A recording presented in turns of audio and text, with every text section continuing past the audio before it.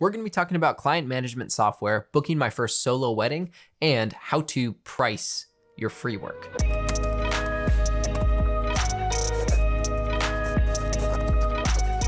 Client management software. So having client management software has helped me in so many different ways. It helps me personally keep my head clear. It helps keep me going on a specific track forward, and it really gives the client a really smooth, more professional experience. From what I've been learning, experience truly is everything. You can be really great at shooting, but if you're really not a nice person, you're unfriendly, and your client experience is just terrible, I imagine your business wouldn't really do that well. Which in retrospect is how I landed the tattoo shop film, but I'll be sharing more about that in a different video once the whole project is finished. The contract is signed, everything is good to go. We're just waiting for an actual physical sign to be put up at the tattoo shop because it's a relatively new shop.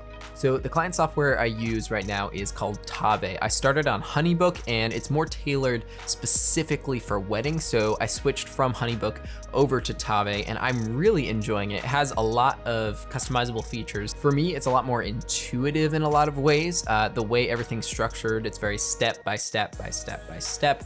And for my brain, that's just kind of helpful. But just like any client management software, it has proposals, contracts, emails. The way it's set up just works a lot better for me. This isn't a specific video about client management software, but I just wanted to say how helpful having that software is at this stage in my business. So enough about boring client management software, even though I don't really think it's that boring. If you watch my filmmaking goal video, you'll know that my goal was to shoot 5 solo weddings. So I have one of those weddings booked, and then I have maybe 2 more that are possibilities. But the one that's booked is actually from Vermont, where I'm originally from. We're currently living in Virginia right now, but the connection actually came through a camp in Vermont that I used to counsel and make videos for. So the inquiry originally came while I was actually at work, and I got this email. It said, hey, I saw your videos from camp a few years ago, and I saw some of your more recent stuff, and I just wanted to know how much you charge to shoot a wedding, and whether or not you're willing to travel back to Vermont to shoot it. So I said, well, absolutely, what's your budget? So they sent back the email, and then they told me what their budget was,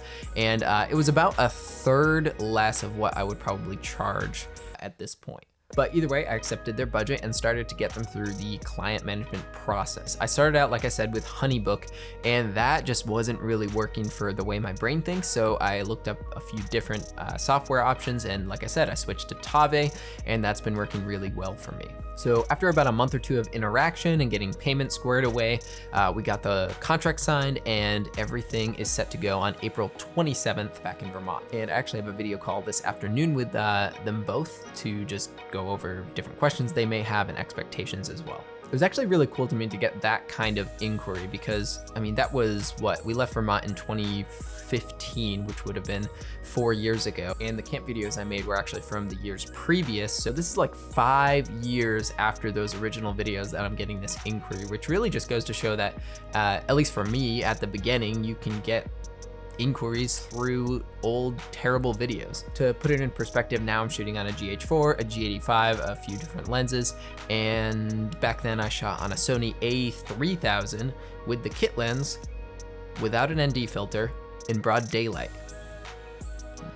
So like I said, the budget they were asking for was significantly lower than what I would like, but really without a wedding film reel to back up my price, I have really no reason to ask for that. And even though it's gonna be about 26 hours of driving round trip, I'm still gonna aim to put out a film that's gonna be worth 3 times what their budget originally was. But you know, we'll see how it turns out. And if you're interested in seeing the actual wedding itself, I'll probably link it in the future. All right, pricing free work. Yes, pricing free work. It sounds like a oxymoron, but it actually isn't. What I'm learning from all these different people is that you really need to start at the very beginning, like I am, to shoot a lot of things for free to get your reel going and everything like that.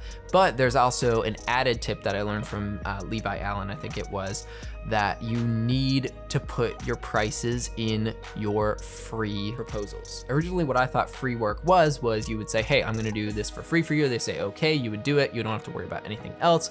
Maybe via contract, but not through the typical system that you would normally do. The problem with that is they're not gonna really value the work that you're doing. They're just gonna think you're some one-off filmmaker who's making a free film and whatever. If you actually attach the value of what you're providing in an official proposal for them, then when maybe in the future they ask you to make another video, you have those prices on hand that they've already seen to back up the work that you're gonna do in the future.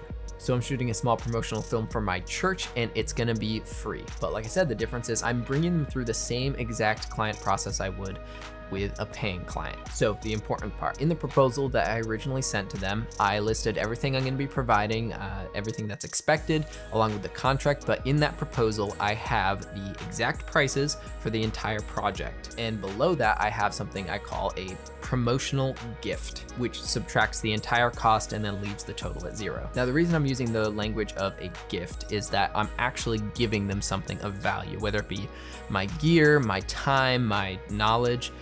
It's all something that I'm giving to them, and it's not a discounted thing. And I'm not using the word discount because discount really communicates that, you know, I'm not actually worth what I'm charging. I'm just discounting it because I just need this job. Essentially, it just undervalues you and your work. Gift communicates that, you know, I have something of value and I'm giving it to you. Anyways, just an update on my freelance business. I hope it was helpful in some way. If you have any questions, make sure to leave them in the comments, or you can go on Twitter, #AskNolanG, and if I get enough of those, I'll answer them on my next business update video. I'm excited for this year. I'm actually gonna be second shooting a wedding as this video airs, so wish me luck there. But anyway, I'll see you guys next week.